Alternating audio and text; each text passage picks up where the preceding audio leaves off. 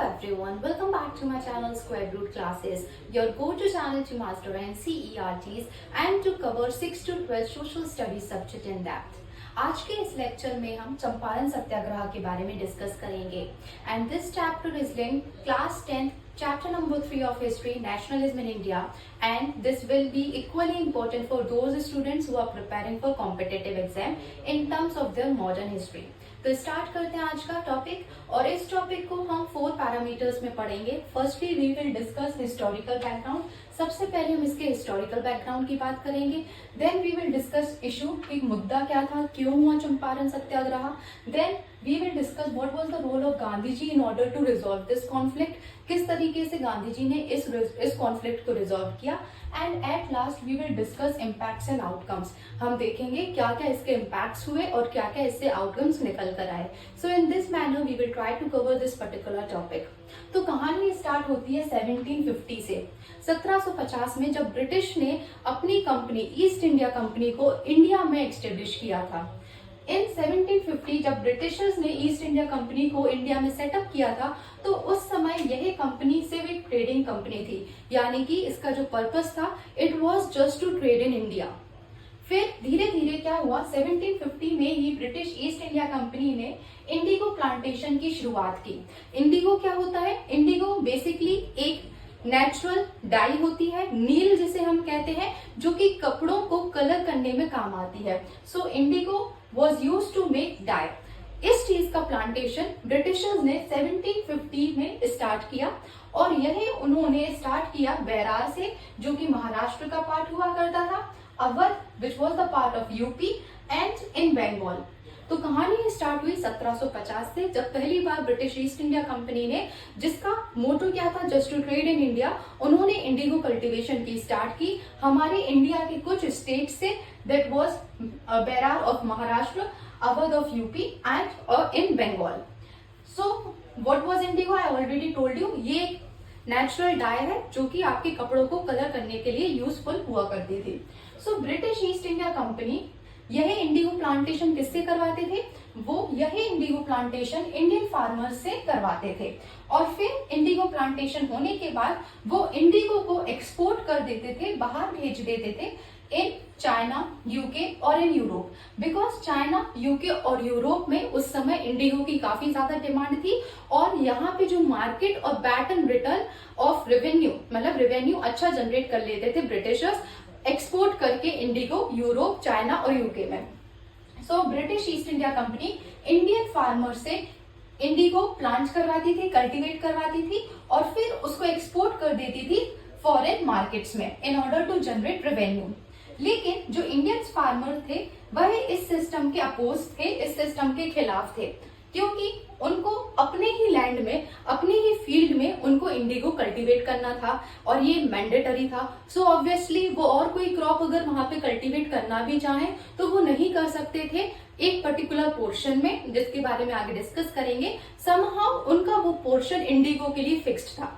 तो पहला तो रिस्ट्रिक्टिंग पॉइंट यही था कि उनको अपने ही फील्ड में विदाउट देयर विल उनको वहां पे इंडिगो कल्टीवेट करना पड़ता था. नेक्स्ट, इंडिगो कल्टीवेशन में इरिगेशन की बहुत ज्यादा यूजफुल, इरिगेशन की काफी ज्यादा नीड होती है. वहां पे जो वाटर रिक्वायरमेंट है वो इंडिगो कल्टीवेशन की, जो क्रॉप इंडिगो जब हम कल्टीवेट करते हैं तो वाटर वहां पे काफी ज्यादा यूज होता है, अमाउंट जो है वो काफी ज्यादा यूज होती है. तो Indigo plantation needs more water और इंडिगो को प्लांट करने के बाद जो मिट्टी की फर्टिलिटी है, जो उपजाऊ होती है ना मिट्टी, वो उतना नहीं उपजाऊ कर पाती है दूसरी क्रॉप के लिए. दैट मीन्स सॉइल इनफर्टिलिटी की भी प्रॉब्लम देखी जाती है आफ्टर इंडिगो कल्टीवेशन. तो ये कुछ फैक्टर्स थे जिनके कारण इंडियन फार्मर्स इंडिगो को कल्टीवेट नहीं करना चाहते थे. Still British East India company उन पर यह मैंडेटरी ऑब्लिगेशन लगाते थे that they need to cultivate indigo. First thing, तो इस सिचुएशन में क्या होता है, इस सिचुएशन में इंडिगो फार्मर्स और ब्रिटिश ईस्ट इंडिया कंपनी के बीच में एक एग्रीमेंट होता है और उस एग्रीमेंट को तीन कठिया सिस्टम कहते हैं। याद रखिएगा क्या सिस्टम कहा जाता है, तीन कठिया सिस्टम। अगर आपका क्वेश्चन बनता है दैट तीन कठिया सिस्टम किस सत्याग्रह से रिलेटेड है, just remember Champaran Satyagraha, because इस चंपारण सत्याग्रह में ब्रिटिश ईस्ट इंडिया कंपनी और फार्मर्स के बीच में एग्रीमेंट हुआ था इंडिगो कल्टीवेशन से रिलेटेड, और उसी एग्रीमेंट का नाम तीन कठिया है। अगर हम इस तीन कठिया शब्द को बाइफरकेट कर दें, देन तीन obviously stands for three, and कठा, कठा उस समय एक लैंड मेजरमेंट यूनिट होती थी, जो अभी आप देखते हैं ना 1 kilometre square, so at that particular time we have katha, that is land measurement unit. So we can say तीन काठा, इसलिए इसको हम तीन कठिया सिस्टम कहते हैं। तो यहाँ पर इस एग्रीमेंट के अनुसार each farmer had to grow indigo in 3/20 part of his field. So suppose this is the field of farmer, तो 3/20 अगर हम इसको 20 पार्ट्स में डिवाइड करें तो तीन हिस्सों में फार्मर्स को इंडिगो कल्टीवेट करना रहता था, और बाकी 17 पार्ट्स में वो अपने विश से कोई भी वहां पे क्रॉप कल्टीवेट कर सकते थे। But as I already told you कि इरिगेशन इंडिगो में ही इतना लग जाता है, उस समय we are not that much rich कि हम दूसरी क्रॉप और मल्टीपल क्रॉपिंग कर सके। जो लैंडलेस फार्मर्स हुआ करते थे, जो मार्जिनलाइज्ड पर्सन होते थे, वो किसी एक क्रॉप को ही ग्रो या कल्टीवेट कर सकते थे, तो मल्टीपल क्रॉपिंग का भी फैक्टर हट जाता है, तो और सोइल भी इनफर्टाइल हो जाती है। तो बहुत सारे रिस्ट्रिक्शंस थे उनके पास कि वो इस चीज को अपोज कर रहे थे। So as per this agreement क्या हुआ कि ब्रिटिश ईस्ट इंडिया कंपनी ने ये मैंडेटरी कर दिया हर एक फार्मर को कि उनको अपने लैंड में 3/20 3 पार्ट्स में उनको इंडिगो कल्टीवेट करना ही है, और इसके लिए वो उनको पे भी करते थे, पेमेंट भी मिलती थी, जितना वो कल्टीवेट करके देते थे उसके हिसाब से वो उनको पे करते थे। अब आप बोलेंगे इसमें इश्यू क्या है, बिकॉज ये तो म्यूचुअल एग्रीमेंट है, 3/20 में आप इंडिगो कल्टीवेट करो, उसके बदले आपको रेवेन्यू भी दिया जाएगा, पेमेंट भी दिया जाएगा, और बाकी की फील्ड में आप कुछ भी कल्टीवेशन करो, तो इसमें इश्यू क्या है, इसमें सत्याग्रह करने की क्या बात थी। तो अभी ये बैकग्राउंड था। इश्यू स्टार्ट होता है 1915 में। क्या हुआ, जर्मन्स ने एक आर्टिफिशियल डाई को इन्वेंट कर लिया, और यह आर्टिफिशियल डाई ब्रिटिश डाई के कंपैरेटिवली काफी ज्यादा चीपर थी। In 1915, Germans invented artificial dye, and this dye was cheaper than organic indigo dye of British East India Company.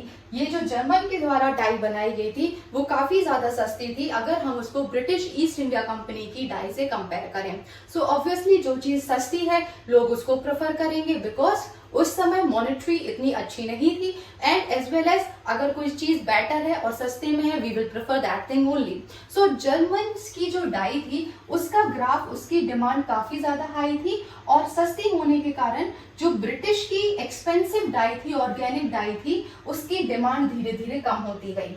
Foreign markets में इंडियन डाई की डिमांड कम हुई और जर्मन डाई की demand यहाँ पे ज्यादा देखी गई, because German dye was better alternative than Britishers indigenous organic dye. Then British planters, अब ऐसे में ब्रिटिश प्लांटर्स क्या करें, because they need to generate revenue.